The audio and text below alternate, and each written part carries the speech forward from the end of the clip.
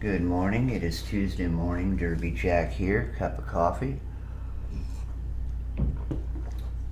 Yesterday at work, I had a circumstance that happened. I was busy as Hades, and this guy came in and was asking customers, I guess, for some money. I'm busy with some. He wanted to know the price of a bottle of Gatorade or something. So I went and in between doing what I'm doing with other customers, I stopped for a moment and went and did. But lo and behold, after I'm finished, I go back and look over at the register behind it, and my tip jar is gone.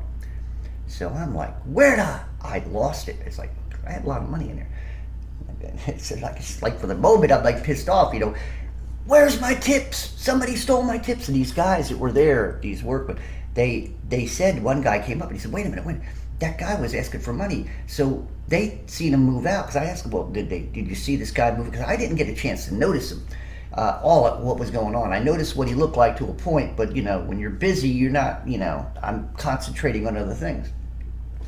So what happened, though, the nicest part was that people who were in the restaurant at the time had come up and started putting, I ended up going into the bathroom. He took the thing in the bathroom and took my tip jar and put it in the garbage. The only thing that was left in there were 2 pennies. He left me 2 pennies. So I go back up and put it up there, and people getting ready to leave, they came up and they see the tip jar again. I said, yeah, I found it. It's in the bathroom.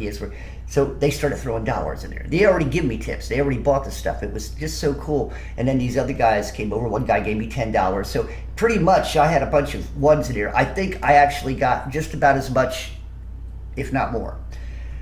It was cool. I thanked them and stuff. And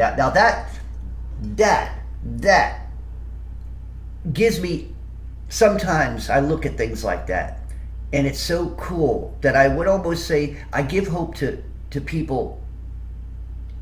You remember I preach about I don't have hope in mankind. Well, in the thing of salvation, or in the thing of getting things back to normal, I don't have help in salvation. I don't have help in man. I don't have hope in mankind. I'm sorry, tongue tied today. I have no hope in mankind. And the reason being is because mankind is not going to get us out of any danger, get us out of any recessions. Mankind seems to always push himself into those directions. You see what I'm saying? So there's no hope there. The only thing is because I look at it this way, they understand business, they understand money, and they understand to the point that it sucked, because they know how hard I work. I mean, these people are watching me, so they felt that. Now, understand, that's cool, emotions, and I appreciated it. I thought it was a wonderful thing. I still don't put too much stake in mankind yet. I probably never will. Because I always say mankind is ignorant altogether, because they believe in everything that's going on in the world. They believe that the mainstream, they believe in mainstream religion, which basically takes God away from them. All these other things. The other thing is that the world really, all these things do prove one thing, especially people stealing from you and all this other. The world is growing very, very cold. And the heart of man is growing cold. Do you know that the spiritual implication right now, AI, I'm just watching my local, they're putting Amazon's going to work with AI, and all these other businesses are AI. I feel like the movie Skynet. I feel like we're in that time where everybody in the movie, where the one guy said, yeah, we let everything be controlled by Skynet. We turned everything over to them, over to the computer, the AI at the time, and Skynet, and all of a sudden it takes over, and that's what I feel like it's going to happen. These monkeys in high places, these scientists, these idiots, these fools, these egotistical, I can't say it. I got to stop my language problem. But these egotistical people, these prideful fools, who think that they have their finger on the button of the future, that their names will be remembered, forever for all the contributions they did with computers and biochemistry and all this other stuff. Fauci, you ought to be proud of how many people have died from your... Anyway. Yeah, so there's a lot of pride. There's a lot of pride of mankind, The space exploration tries to take the world away from God. That's what they do. They want you to believe in the world the way they say it is, the shape of it and everything else. They want you to believe that we're going to go out and conquer outer space like the Federation, and there'll be a Captain Kirk on a ship. Yeah. Anyway, go to Mars. You take people to Mars, you could start your new plantation, right? Get yourself a bunch of slaves, dig up rocks and stuff like that. But, yeah. Or maybe they'll go out and terraform, like, remember the show Firefly? They'll go out and plan to terraform it. The problem is, if we ever did get out there, which you can't do, you can't get past the dome. But anyway, well, if you did get past it, right? If you did get out there, and you did all that, just imagine the people who would take over a planet, terraform it. Don't you think the people they're going to want to do the same thing to them that they're doing to us? Why? Because mankind on his own, and mankind, especially if Satan is involved, even if Satan wasn't involved in it, look at mankind by himself. Think about it. If there was no devil, okay, and their time is going to come where he's going to be in prison, mankind is going to also still be so evil on their own. They're not going to need the devil's spirits, because mankind has taken himself so far away from God, okay, in the social atmosphere of things. He is so far away. They don't even know what God is. They mix God with Christmas and Santa Claus. They mix Easter with the rabbit and egg hunting and all that with the actual death, okay, and all of Jesus. They do all this stuff and resurrection. All these things. They have their passion plays and movies. I'll tell you something. I had been watching The Chosen, and I'm not going to watch it anymore. And the next season, the fourth season, is supposed to be him on the cross. I don't think I want to watch it, because first of all, Romy, the guy who plays Jonathan Romy, who plays Jesus, who plays a very good Jesus, is a secular Jesus.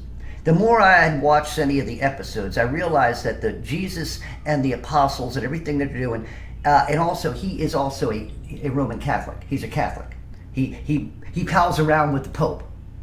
So to me, everything that's going on in that movie. Now, I thought it was a good idea, that the cultural thing. I did like it, but I started noticing something. Outside of it, it was like Hollywood. Because one of the guys who played, one of the characters who played, I forgot who it was, had left. His name was Yoshi or something. Philip. He played Philip. And he didn't want to come back. And I don't know what, they never actually said what it was, but it didn't work for him. So another guy's taken his place. The thing of it is that on the outside, they act like the regular Hollywood people, They're having interviews with them, how they dress, what they think, blah, blah.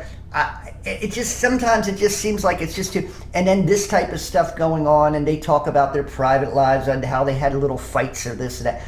And it's sort of like, now I'm starting to see what I said in the beginning there. God is being taken away. A story is being put in its place. And then it's not even about the chosen, it's what the chosen do offset. You see what I'm saying? It's all this other stuff. Instead of concentrating on what they were trying to do with the movie, now you're worried about the characters and the people who play them and stuff like that, which takes you far away from it. Then you get emotional, and most people who will watch it, even to the point of they'll probably do a real good production of him dying on the cross and all this other stuff. It'll probably look real good, but the thing of it is, will it bring anybody to Christ?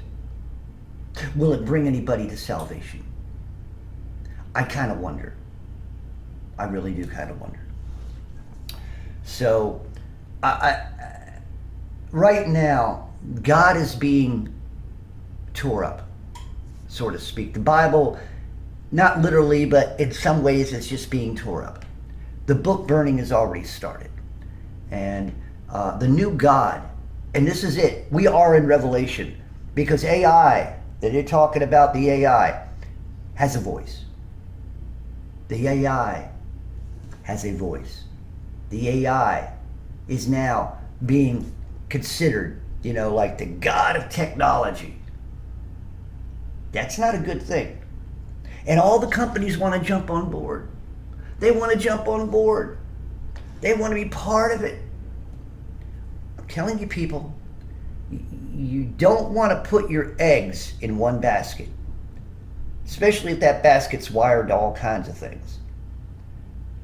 And I'm telling you right now, y'all need to start talking to Washington. Y'all need to write letters and stuff. Stop telling them to slow down on this AI stuff if they can. You know it's not going to happen. What am I wasting my time? Don't do it. Don't do anything like that. Don't call your television stations and tell them to be honest. Don't do anything, because I'll tell you what, they ain't going to do it. They won't do it. Don't waste your time. So I'm wrong. I should never tell you guys to go do that, because they ain't going to listen to you. They don't give two craps about what you think. They're going to do what they're going to do. They make money. They get a lot of zeros behind those checks to make things happen the way they, and to do what they're told to do. So the slaves on the top, the slaves on the top under Satan. Then you got the slaves under the slaves who are in control. They think they're in control, but they're just slaves. They don't realize it, but they are. And they'll all go to hell anyway. The only comfort you have is, like I've always said, is as the world starts turning into a bigger shithole than it is right now, and when humanity is so cold and no longer considered humanity, most of the people that I see out there, zombies, always young people, you got them damn pods in your freaking heads. Do you know that you're becoming brain damaged? Those things are radiating. You got your phone here. You got all this radiation going up and down your body. You young people, no wonder you're so feminized. You can't produce sperm, you stupid idiots. You women, you're destroying, you young girls, you're destroying the future of babies coming from you, because you're radiating your parts, you're radiating your eggs, you're radiating all this stuff. So, because you put those damn pods in your heads and all this other stuff.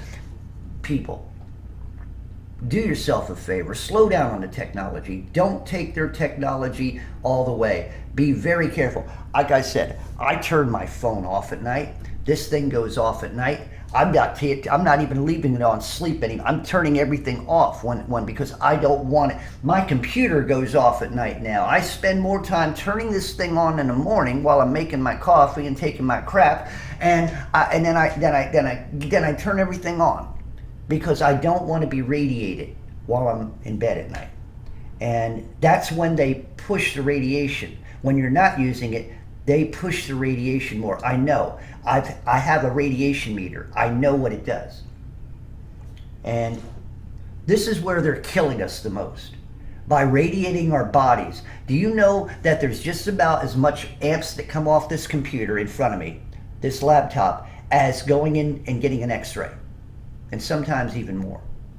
What is it? 055 is the, but when you're looking at things like 500, way above the radiation, limits for humanity, for the human body to take.